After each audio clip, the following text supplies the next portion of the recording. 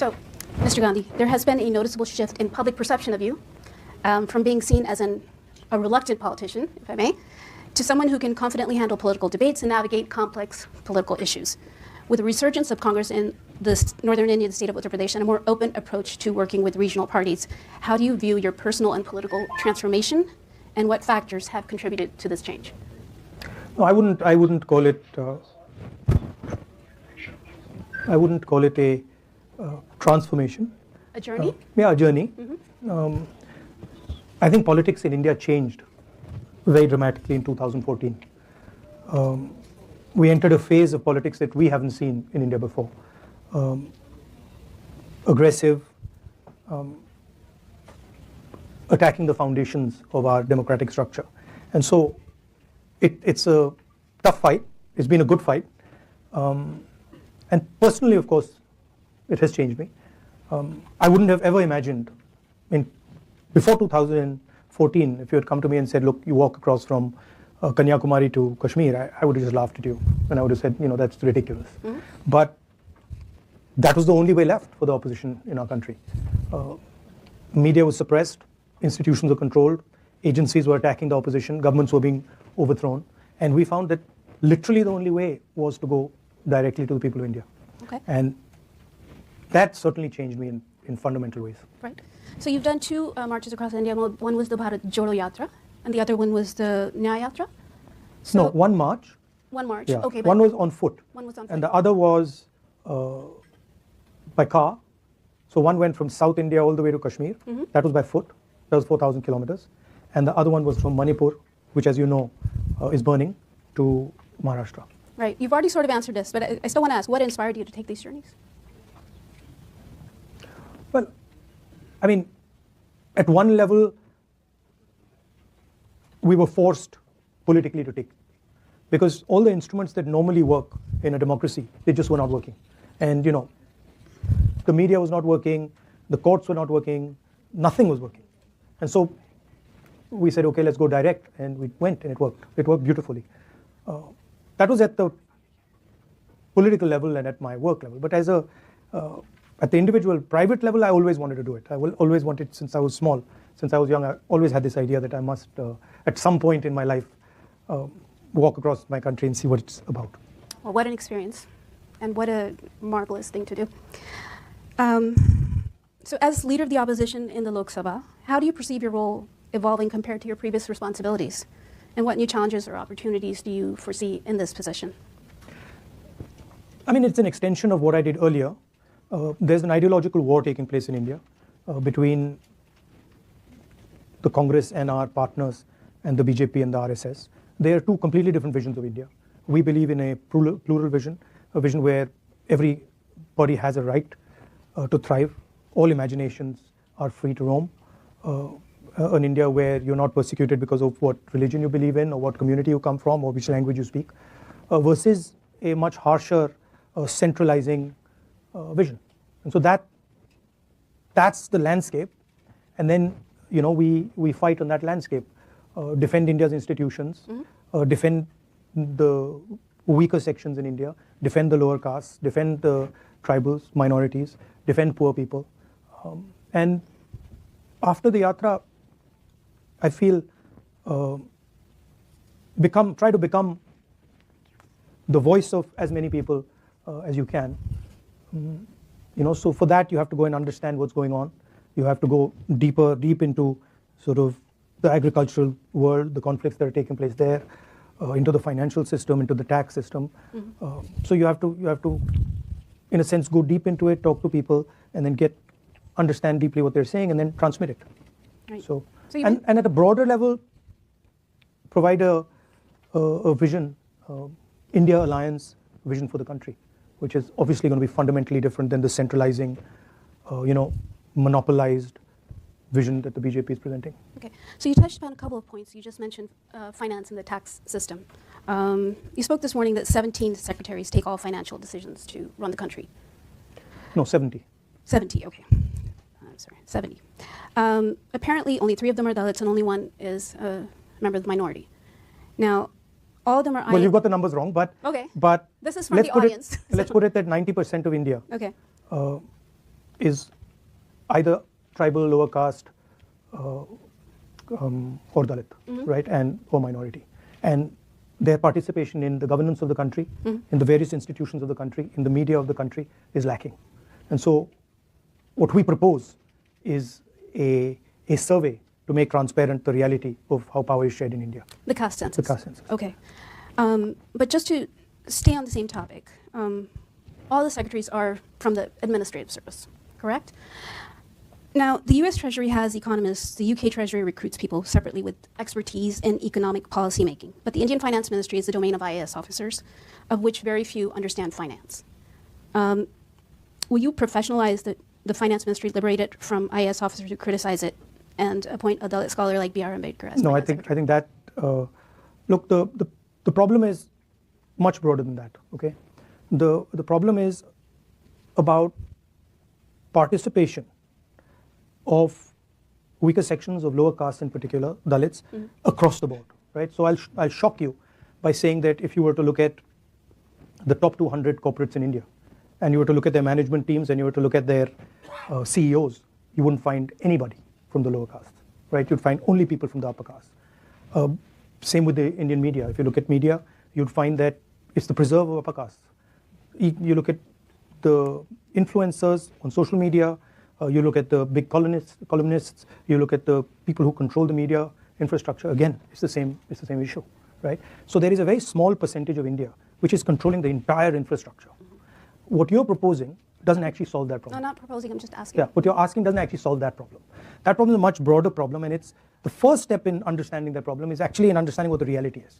So what is the participation of lower castes, of tribals, of Dalits in, for example, the corporate world? What is the participation in the media? What is the participation in our bureaucracy? The point I made about the secretaries is that if you look at the Indian government, 70 secretaries basically determine the direction of it, right?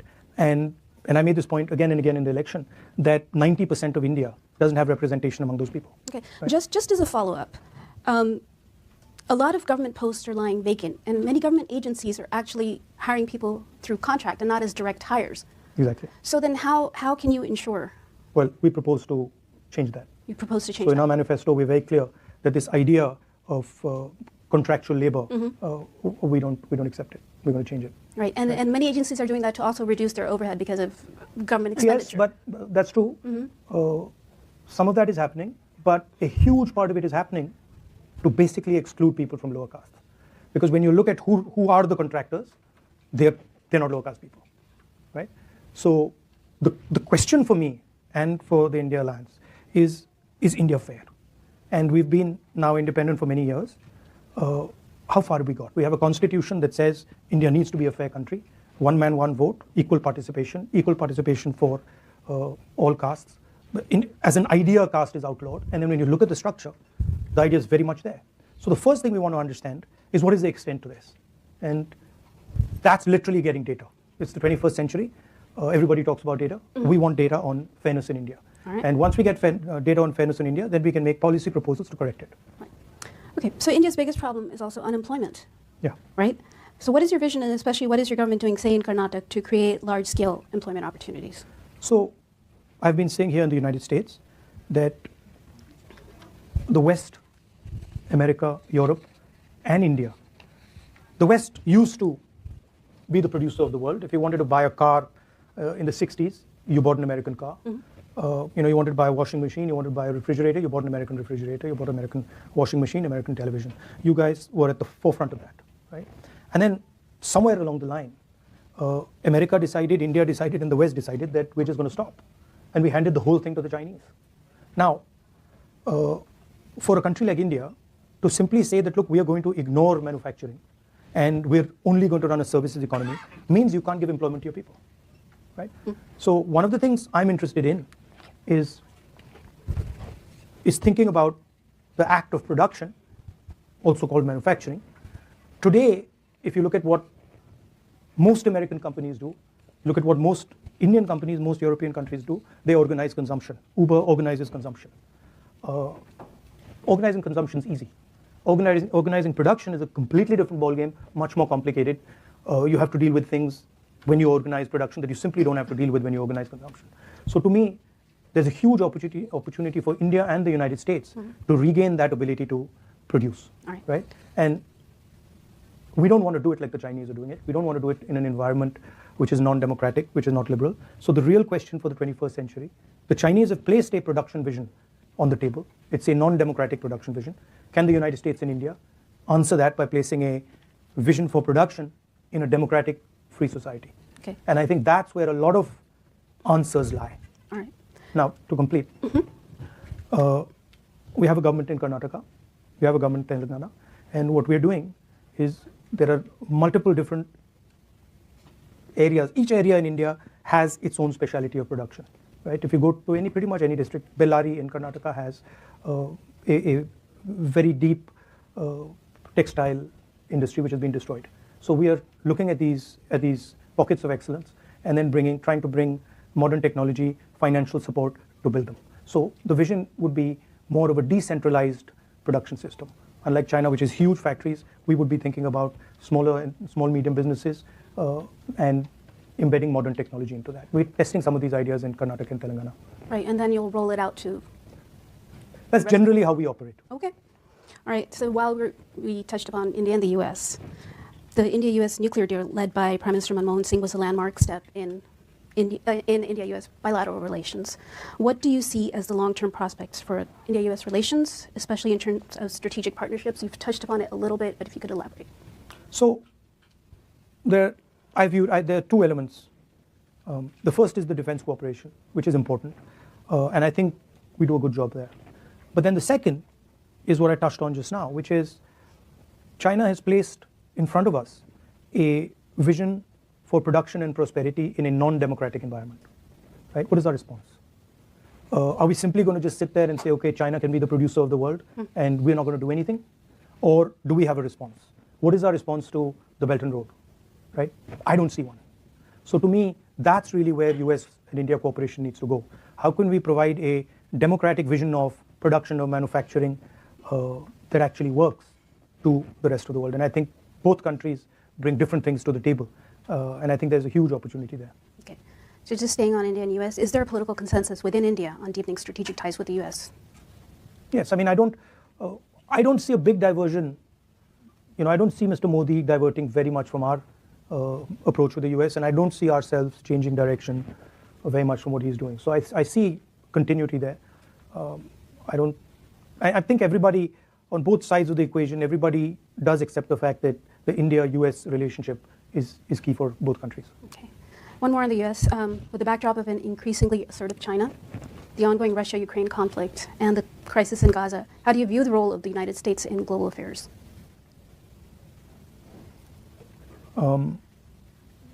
I think you're a very powerful democracy. You believe in certain ideas on freedom, on democratic participation. And I think that's important for the world. I don't like a world where democracy were to disappear, were to weaken, right? So I think there you have a very important role to play. But standing on this side, I see challenges coming that, frankly, you've not faced before. And I don't think it's going to be that easy. The central question is, how do you challenge China on production and value addition, right? China's strength comes from that. Yes, China has a strong military, but the military strength comes from that ability to produce.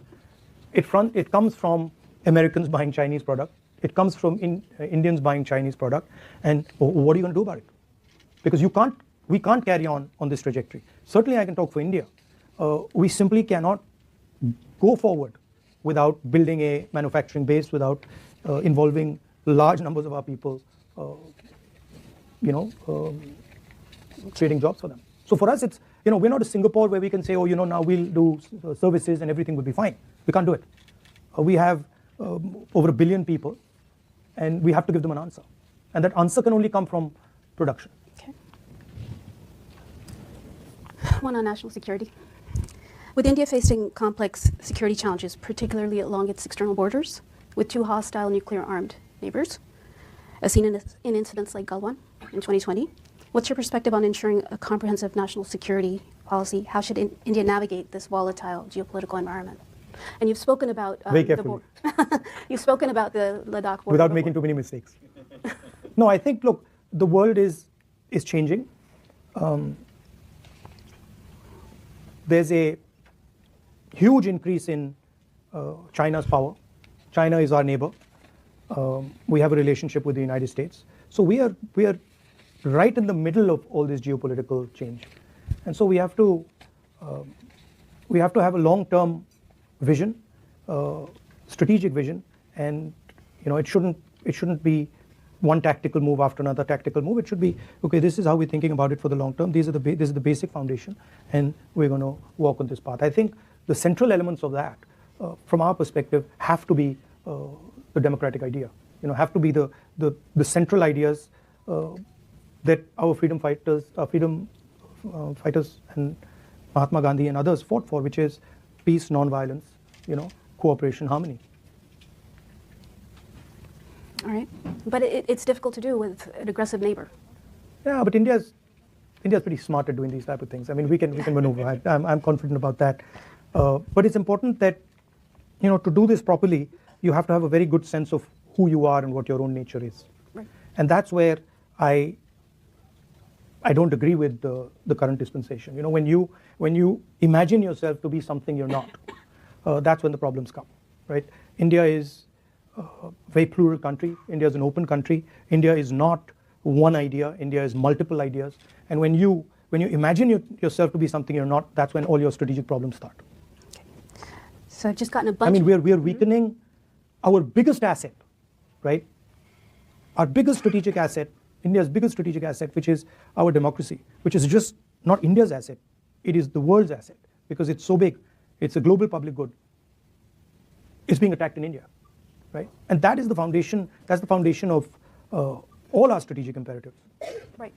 So you say, democracy is being attacked, and I've had this conversation with Mr. Petroda, that the Indian voter is very resilient and very knowledgeable. It's not, and if you see the election results, does it give you more hope for democracy in India?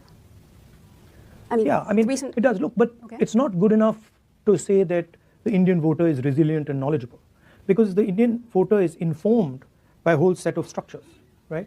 So if we don't have a level playing field, the voter might be very knowledgeable and and resilient. It doesn't really matter. We fought an election with our bank accounts frozen, right? Now, I don't know. I don't know any democracy where that's happened.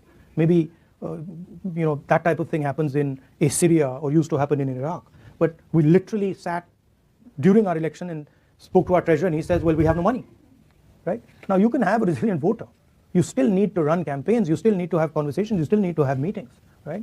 I've got 20 plus cases in me. I'm the only person in Indian history to get a prison sentence for defamation, right? We have a chief minister who's in jail right now.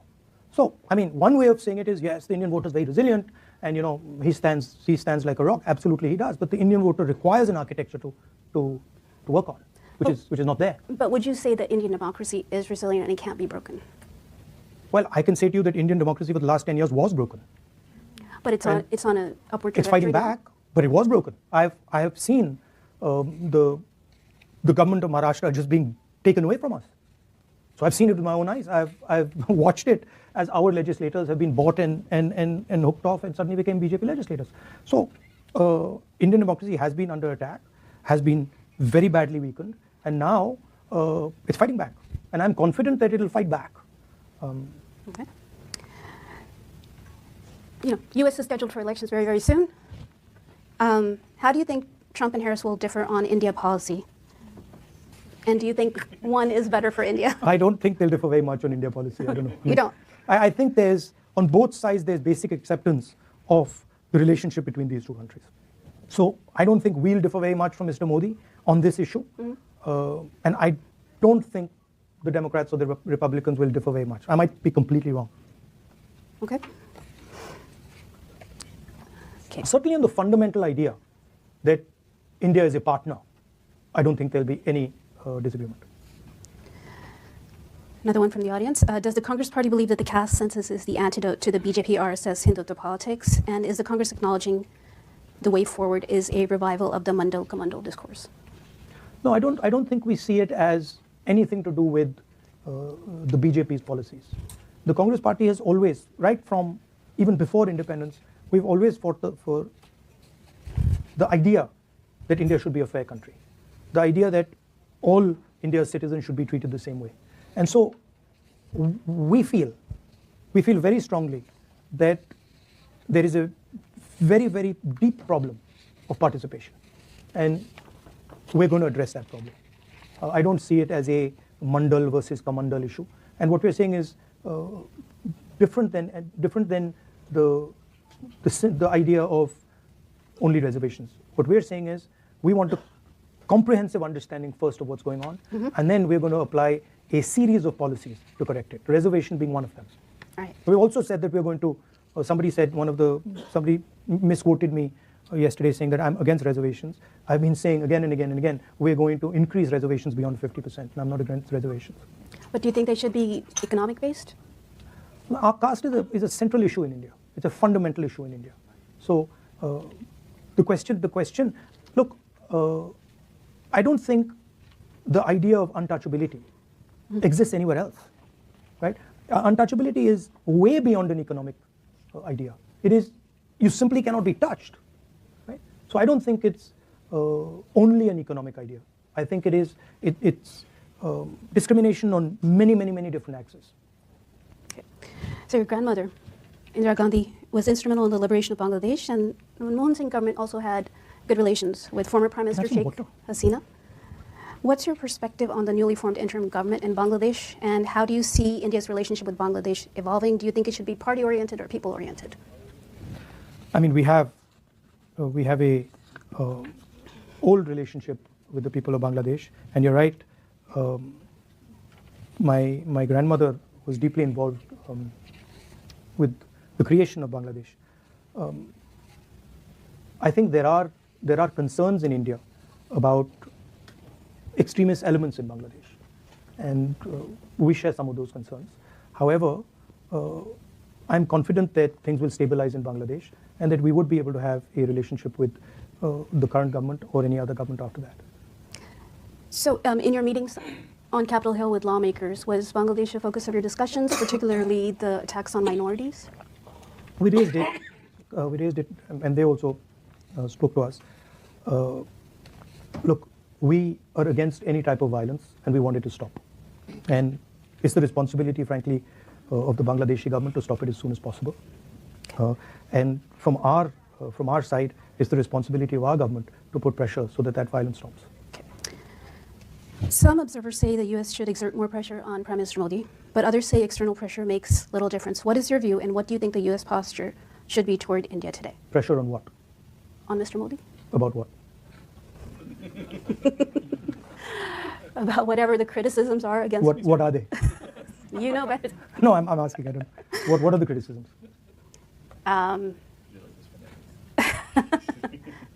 It's interesting you can't say it. I don't want to say it. Yeah, it's interesting you don't want to say it. Democratic. I mean, we're supposed to have a freewheeling, free press conversation, but you don't want to say it. That's interesting to me. Democratic backsliding, persecution of minorities. Yeah. Look. Freedom of press. The fight for democracy in India is an Indian fight. It's, with all due respect, it's nothing to do with anybody else. It's our problem, and we'll take care of it. We'll fight, and we will make sure that that democracy is secure.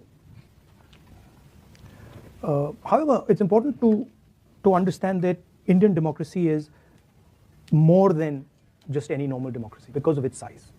And if you're talking about a democratic vision of the world, then Indian democracy has a large space in that vision. So I think it's important that the world sees Indian democracy as an asset, not just for India but for the rest of the world. Advising the United States on how they should deal with Mr. Modi is not my preserve. It's not my space. All right. Yeah. Okay. So how do you see relations with Pakistan? Is the Kashmir issue holding the two nuclear nations back? No, Pakistan's instigation of terrorism in our country is holding the two countries back. We're not going to accept Pakistan carrying out terror acts in our country. We're just not going to accept it. Okay. And until they keep doing that, there's going to be problems between us. Okay.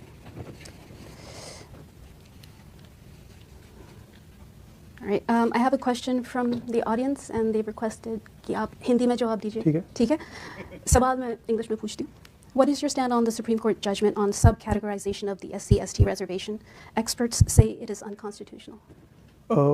इसके बारे में हमारी party में चर्चा चल रही है और हमने 2-3 ग्रुप्स बैठा रखे हैं जिस पे हमारी ये चर्चा चल रही है. अभी चर्चा जारी है. I'll translate in English just so that everybody understands. She asked me about a particular judgment given by the Supreme Court, and it's a relatively complex judgment. So we have a internal group that is discussing the judgment, and so I told her that that discussion is ongoing. So we are discussing with experts within the Dalit community and also within our party and other parties. So that's an ongoing discussion. Sorry, so many questions. Well, yeah. All right. Huh? I do, and I'm not going to be able to get to all of them, but I did want to ask one. So Prime Minister Indira Gandhi is often seen as a defining figure in global women's political leadership, setting a precedent for a strong, decisive leadership at a time when few women held such roles, particularly in dealing with hostile neighbors. Given her legacy, how do you view the current state of women's leadership in global and Indian politics, and what lessons can be drawn from her approach in managing complex geopolitical challenges? I generally think women are better in positions of leadership than men. That's my position.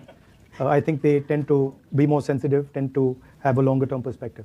And so the more women in politics, the more women in business, the better it is. Okay.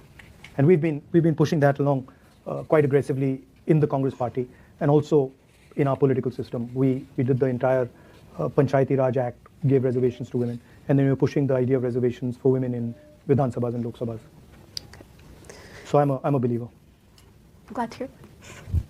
India has been standing with Israel recently on the Middle East. This is from the audience. How would you change that? No, I think what happened on the 7th of October was absolutely wrong. But I also think what Israel did and is doing, bombing innocent civilians, killing women and children, is absolutely wrong and should not be allowed to continue. I'm against violence of any kind, and certainly the scale of violence that Israel is deploying, the way it's deploying that violence, I don't agree with it. Do you think under Modi... And I actually think it's harming Israel. It's harming Israel more than it's helping them. Do you think under Modi that India has managed the US-China competition well? Well, if you call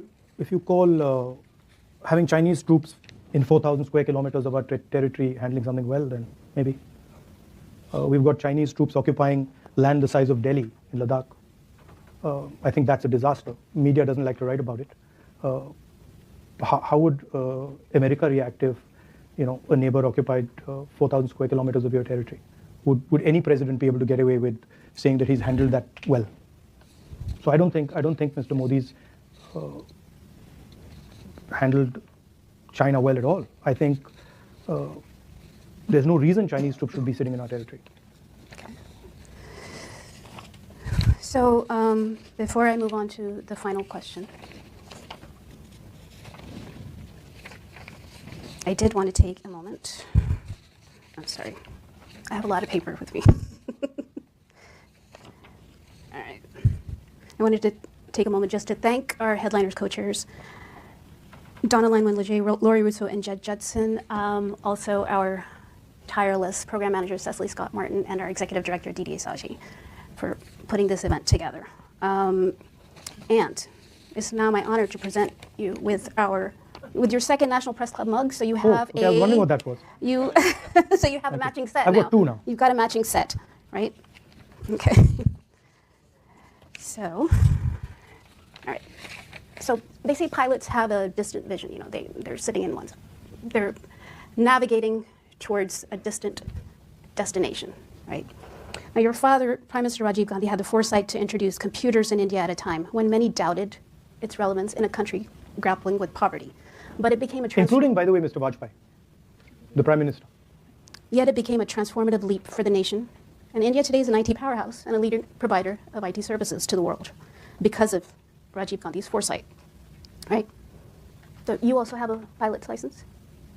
right? Yeah. Okay. As a trained pilot with a visionary outlook. I got into the United States. As a trained pilot with a visionary outlook, what's your long-term vision for India's future? And what innovative steps do you believe could catapult India forward in a similar manner as your father did with the computer revolution? Well, I mean, I think it's more than what is my vision, right? I think what is the vision of the Indian people? I think that's more important, and understanding that and bringing that together is more important. I have my views, but I think what India wants and what India thinks is where a vision should come out of. I really see a huge opportunity for India in rethinking how we produce in the 21st century in a democratic environment. And that would then include AI, it would include robotics, it would include drones, it would include pretty much everything. In order to do that, you would also need to build the infrastructure to do that. So it would include a whole set of things that would make India, in a sense, an alternative producer, an alternative to the Chinese way of doing things. That's one aspect of it, right? The other aspect of it is the fairness. I think there's huge energy locked in inside India, inside the social structure of India, and it's hidden. So India needs to start respecting the skills of its people, the skills of ordinary Indians. And we need to build a system that empowers them and links them to the banking system, provides them the technology to thrive. I think that for me is important. And the idea of caste, the idea of unfairness, the idea that you have two business people who control the entire Indian business system. The fact that you have, they own, Mr. Adani owns airports, ports, the agricultural system, silos, the defense industry, everything. This is causing a lot of damage to India's productivity. So thinking about these things and making India a fairer place. If you ask me how would you define success, if I could make India even slightly fairer, I would say I've been quite successful. And at another level, where I think we've been successful already, is fighting the idea of anger and hatred. The fact that our opposition, the RSS and the BJP, divide India, make one religion fight with another religion, spread hatred, spread anger, and providing an antidote to that. Introducing the word love into the conversation, which we did in the Bharat Jodo Yatra, and we did very successfully. I think that's a very powerful step. And so pushing that further, deepening that, ideas of respect, humility, affection for all religions, I think that is something that we're going to push. And it's worked. I mean, we can see even the effect on our Prime Minister was phenomenal. We're fighting the election and we're putting pressure on him, and we pulled out the Constitution. We used to earlier say that he's attacking the institutions, he's attacking the courts, he's attacking the media space, and somehow it was not connecting. And then one day we pulled out the Constitution, and in our speeches we started putting the Constitution, and then it connected immediately. And we then realized that Indian people are not going to allow their Constitution to be torn to pieces. And it was quite a beautiful thing, because as we went forward in this election, suddenly we were watching the Prime Minister, and we could see that the pressure was beginning to tell. And then at some point he just said, I'm non-biological. I talk directly to God. And so the illusion was broken in a sense. Here's the Prime Minister of a modern country in the 21st century telling people that I speak to God. I'm different than everybody else. You're biological people. I'm a non-biological person, and I have a direct link to God. And that for us was game over. We knew that we had defeated the Prime Minister, right? And then the beautiful thing was, the first thing he did when he walked into the Lok Sabha, and he was sworn in, he took the Constitution of India and he placed it in his head. So it was an interesting paradox. On one hand, he's destroying the Constitution, he's attacking the democratic structure, and then the Indian people have forced him to put it in his head. So that's India for you. That's Indian democracy for you, Yeah. right? Well, Thank you. Mr. Gandhi, it's been a pleasure. Pandit Jawaharlal Nehru spoke at the press club, late Indira Gandhi and Rajiv Gandhi, and you've spoken here twice. Yeah. So thank you. Always Thank a pleasure you. to have you Thank here. you. Thank you very much.